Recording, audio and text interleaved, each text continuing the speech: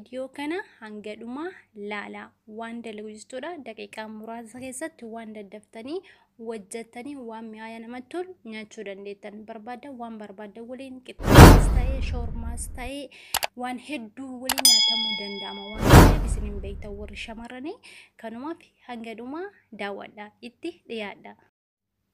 السلام عليكم ورحمة الله وبركاته. كبجمتو تجالة تمتو توردفتو تا channel شاش يوتيوب أكم نجرتو باجي نجراتم بكو نجرت نجيني في رحمني ربي كانوا مبدأ بتن كم نسمبرها جراتو جتا هذا إن شاء الله حالتها كنا دجاجة يوكي دمو فولوكو دم في سني كاني بشاني في سوق الداني deebanii dammoo addaan kukkutanii adda baasanii shoormaa godhan jechuudha. Haala kanaani viidiyoo kana laalaadha. Viidiyoo kana haga dhumaa laalaadha. Kanatti haala kanaani waan hundaa walitti makee jira. Baaraatii fi baaraatii hundaa jechuudha. Qimamee itti godhamu diqoo waan hedduu aynata hedduu waliin makee achi booda dammoo chikeenii addaan baasee jira.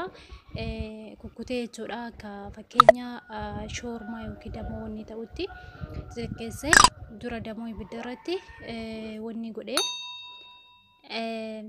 qaaraa qorraa fi akkasuma shunkurtii qofaa shunkurtii fi xiqqoo dammoo tuuma jechuudha yookiin qullubbii adii jechuudha walitti maksi goone walitti zayitii xiqqooti goone haaluma kanaan baaraatiif wanni itti buusee haala itti dalagamu jechuudha.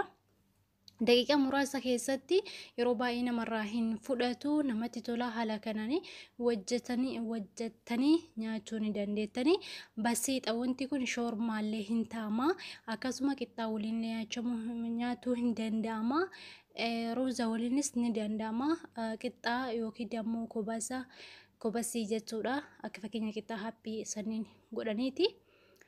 waliin nyaachuun danda'ama wantuma hundaan shoormaa wantuma barbaadan dijaaji kana walitti akkanatti ayyoonni gootanii wantuma barbaadan waliin nyaatuu dandeettanii daqiiqaa muraasa keessatti hojjettanii nyaata bareedaa hojjedhaatii jarrabaa laala jechuudha baay'ee bareeda gaariidha.